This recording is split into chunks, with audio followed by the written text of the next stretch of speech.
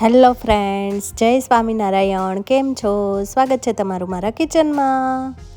તો મિત્રો, આજે હું તમારી સાથે શેર કરવા જઈ રહી છું ગાજરની એકદમ નવી જ વાનગી અથવા તો એકદમ નવી જ મીઠાઈ. તો મિત્રો, આ મીઠાઈ તમે ક્યારેય નહીં બનાવી હોય કે નહીં ખાધી હોય તો એકવાર આ વિડીયોને એન્ડ સુધી જરૂરથી જોજો.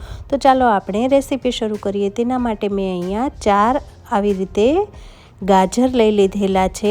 વજનમાં જોઈએ તો લગભગ 300 ગ્રામ જેટલા મેં ગાજરને લઈ લીધેલા છે અને તેને મેં આવી રીતે છાલથી અલગ કરીને રેડી કરી લીધેલા છે. તો તમે જે રીતે વિડીયોમાં જોઈ રહ્યા છો તેવી રીતે આપણે ગાજરની છાલને અલગ કરી દેવાની છે અને છાલ અલગ કરીને પછી આપણે આવી રીતે ઘરમાં કોઈ પણ ખમણી હોય તો તે ખમણીની મદદથી તેને આવી રીતે છીણીને તૈયાર કરી લેવાની છે. મેં પહેલેથી જ અહીંયા છીણીને તૈયાર કરી લીધેલી છે, તમે જોઈ શકો છો. તો હવે આપણે ગેસ ઉપર એક આવી રીતે કઢાઈ રાખી દઈશું અને તેમાં આપણે 100 ગ્રામ જેટલું ઘી ઉમેરી દઈશું અને ગેસની ફ્લેમને ઓન કરી દઈશું અને ઘીને ગરમ થવા દઈશું. ઘી ગરમ થઈ જાય એટલે આપણે તેમાં છીણેલા ગાજરને ઉમેરી દઈશું અને તેને ઘીમાં સરસ એવું સંતળાવવા દઈશું. તમે જે રીતે વિડીયોમાં જોઈ રહ્યા છો તેવી જ રીતે આપણે ગાજરને સાતળવાનું છે. તો આપણે તવેથાને ચલાવતા જ રહીશું. આપણે તવેથાને જો નહીં ચલાવીએ તો ગાજર નીચે કઢાઈમાં ચોંટી જશે. તો ગાજર થોડું સતળાઈ જાય એટલે હવે આપણે તેમાં 500 ml જેટલું દૂધ ઉમેરીશું. તો દૂધ ઉમેર્યા પછી પણ આપણે એક જ ધારું મિશ્રણને હલાવતા જ રહેવાનું છે, જેથી કરીને નીચે બેસી નહીં જાય એટલે કે ચોંટી ના જાય. તો તમે જે રીતે વિડીયોમાં જોઈ રહ્યા છો તેવી જ રીતે આપણે દૂધ ઉમેર્યા પછી પણ ગાજરને અને દૂધને હલાવતા જ રહેવાનું છે, તમે જોઈ શકો છો. તો હવે આપણે થોડું દૂધ તેમાં ગરમ થઈ જાય એટલે હવે આપણે તેમાં 2 ચમચી જેટલી દૂધની મલાઈ ઉમેરીશું અને તેને પણ આપણે ફરી પાછું મિક્સ કરીને હલાવતા રહીશું. તમે વિડીયોમાં જોઈ શકો છો.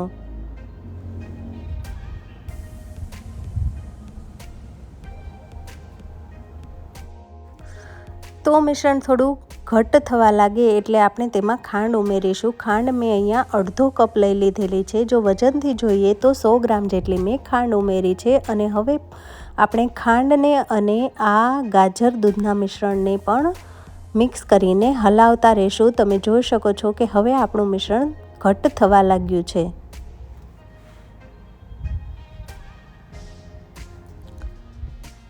આ મીઠાઈમાં દેશી ગાજરનો સ્વાદ વધારે સરસ આવતો હોય છે, પણ મારી પાસે અહીંયા દેશી ગાજર નથી તો મેં બજારમાં જે ઓરેન્જ કલરના ગાજર આવે છે તે જ ગાજરનો ઉપયોગ કર્યો છે. જો તમારી પાસે દેશી ગાજર હોય તો તમે દેશી ગાજરનો પણ ઉપયોગ કરી શકો છો.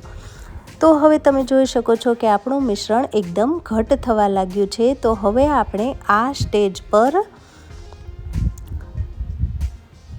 મિશ્રણમાં 1 ચમચી જેટલા ખસખસ ઉમેરીશું અને અડધા કપ જેટલું આપણે ટોપરાનું છીણ ઉમેરીશું. મેં અહીંયા એકદમ ઝીણા છીણનો ઉપયોગ કર્યો છે.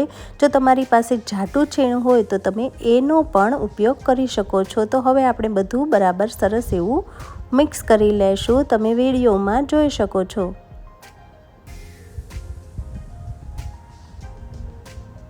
તો હવે તમે જોઈ શકો છો કે આ મિશ્રણ પેનની સપાટીને છોડવા લાગ્યું છે એટલે કે પેનમાં ચોંટી નથી રહ્યું. તો હવે આ સ્ટેજ પર આપણે ગેસની ફ્લેમને ઓફ કરી દઈશું અને એક આપણે પ્લેટ લઈ લઈશું અને તેમાં આપણે આ ગાજરના મિશ્રણને ઉમેરી દઈશું. તમે જે રીતે વિડીયોમાં જોઈ રહ્યા છો તેવી રીતે આપણે આ મિશ્રણને તેમાં ઉમેરી દઈશું અને તાવેથાની મદદથી આવી રીતે ટેપ કરતા જઈશું અને એકદમ સરસ એવું આપણે પ્લેટમાં પાથરી દઈશું એટલે કે ડીશમાં પાથરી દઈશું મિશ્રણને.